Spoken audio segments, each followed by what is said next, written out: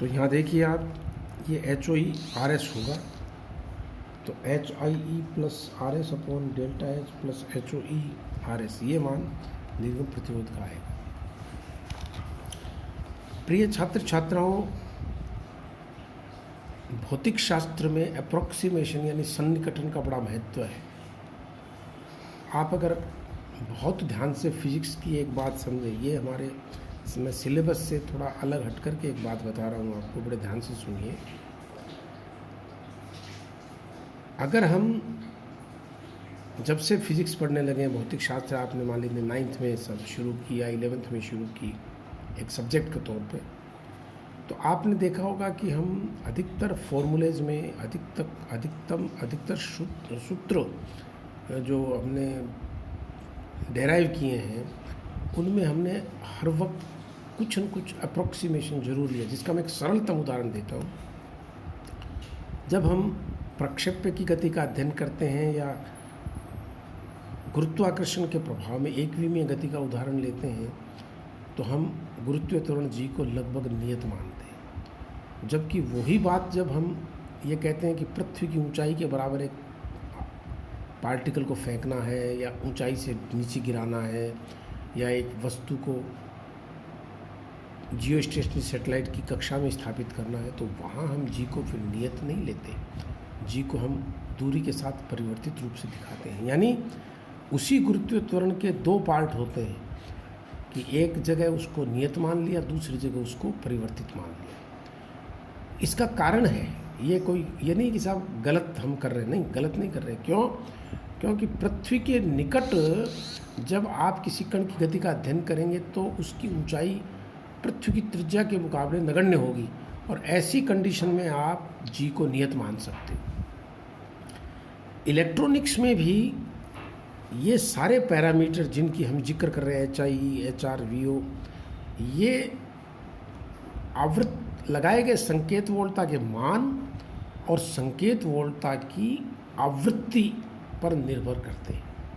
एक ट्रांजिस्टर के सारे पैरामीटर इस बात पर निर्भर करते हैं कि हमने कितना संकेत वोल्टता लगा रखा है।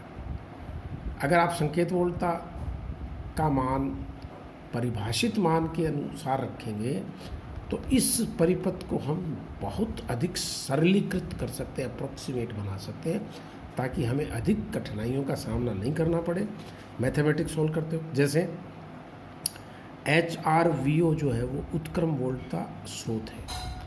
अब बच्चों, एच आर का मान ही इतना कम होता है कि एच आर वी ओ को आप नगण्य मान सकते हो।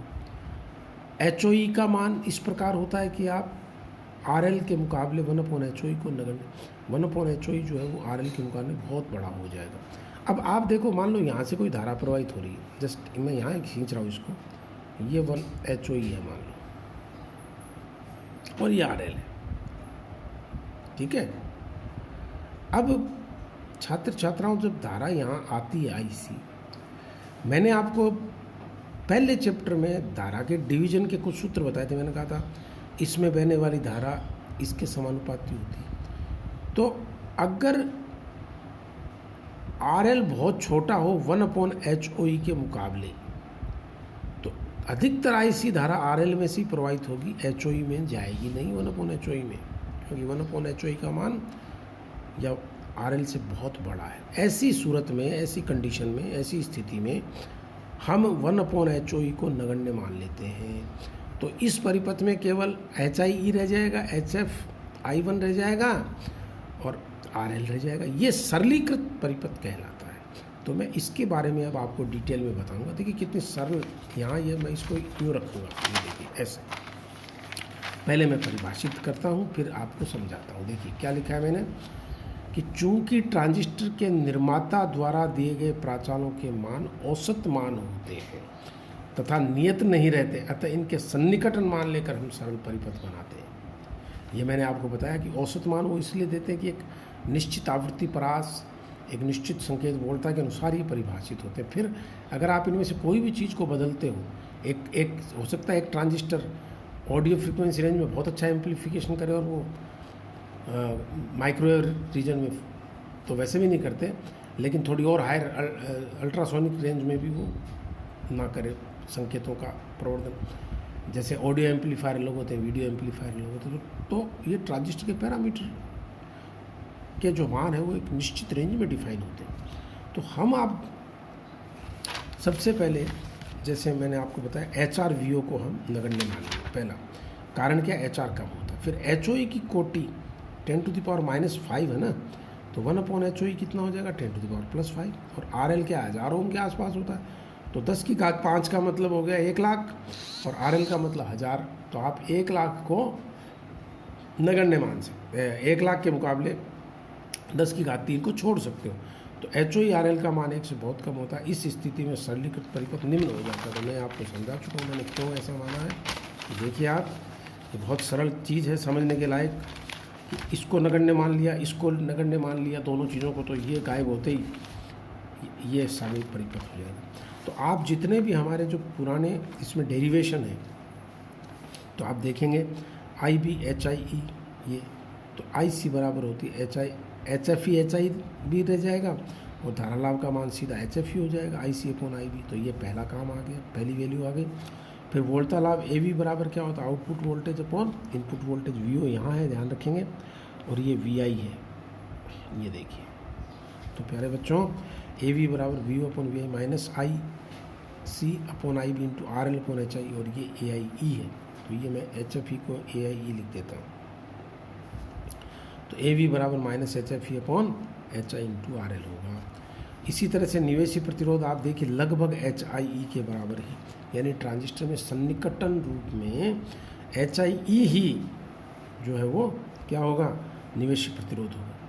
अब बारी आती है निर्गम प्रतिबाधा की। तो निर्गम प्रतिबाधा, जब आपने HOE को बहुत ही कम मान लिया, तो 1/HOE टेंड्स टू इन्फिनिटी, ये एक आदर्श प्रवर्धक के अंदर अनंत होगा इसीलिए मैंने 1/HOE को हटा दिया है, HOE को।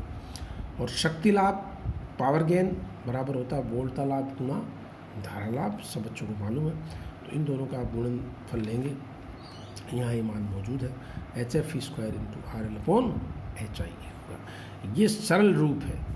ये प्रश्न अलग से पूछा जाता है। अगर आपको परीक्षा में ये प्रश्न पूछे कि एक ट्रांजिस्टर का H प्राचाल अभिविन्यास में विश्लेषण कीजिए, तो जो मैंने शुरू में बताया वो, अगर वो पूछे कि एक कॉमन एमीटर कॉन्फ़िगरेशन में उभयनिष्ठ आधार अभिविन्यास में एक ट्रांजिस्टर का H प्राचाल के रूप में, तो आपको ये चीज़ बतानी, और वो कहते इसका सरलीकृत रूप बताइए, तो आपको ये अलग से समझाना होगा। और अंत में इसमें समझाने की जो बात आएगी वो आएगी इसका अंतरा चालकता मॉडल। तो अंतरा चालकता प्रतिरूप या ट्रांस कंडक्टेंस मॉडल बोलते हैं इसको इंग्लिश में। तो जो ट्रांस कंडक्टेंस मॉडल है वो एक इसका ही एक विशेष, जैसे ये जो सरलीकृत प्रतिरूप है, इसी का एक विशेष स्थिति है। हमें मालूम है कि अग्र धारा लाभ HFE बराबर IC/IB होता है कॉमन एमीटर कॉन्फ़िगरेशन में, और निवेशी प्रतिबाधा VBE/IB होती है। अब मैं अगर इन दोनों का अनुपात लेता हूँ, तो HFE/HI बराबर IC/VBE, ये एक ऐसी राशि प्राप्त होती है जिसकी विमाएँ चालकता के तुल्य है। तो मैं उसको GM से परिभाषित करता हूँ। तो HFE/HI बराबर GM लेते ही क्या होगा प्यारे बच्चों, HFE बराबर हो जाएगा HI इंटू GM, और IC निरूपित करते हैं। अतः सरलीकृत प्रतिरूप में आप IC बराबर GM VBE लिख देंगे।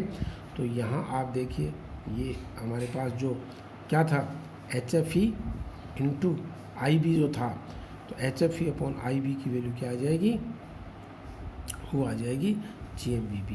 तो ये ट्रांस कंडक्टेंस मॉडल होता है। ये देखिए, इसमें HFE/IB की जगह आपने GMVBE लिख दिया, और यही चीज़ क्या है, सरलीकृत प्रतिरूप होता है। और इस परिपथ में आप देखिए AIE बराबर धारा लाभ वही रहेगा, AVE माइनस GMRL, GM की फॉर्म में आ गया, और APE यानी पावर गेन माइनस GM। ये एक बहुत ही सरल सा प्रतिरूप है जिसको आप समझ भी सकते हो, अपने लेवल पर लिख भी सकते हो। तो मैं समझता हूँ आज आपको मैंने कॉमन एमीटर कॉन्फ़िगरेशन H प्राचाल पूरे करवा दिए हैं। अब मैं आपको इससे संबंधित प्रश्न पूछूंगा, और कल हम आगे बायस स्टेबिलिटी की बात करेंगे, जो कि इस चैप्टर का या इस यूनिट का अंतिम भाग होगा। Thank you.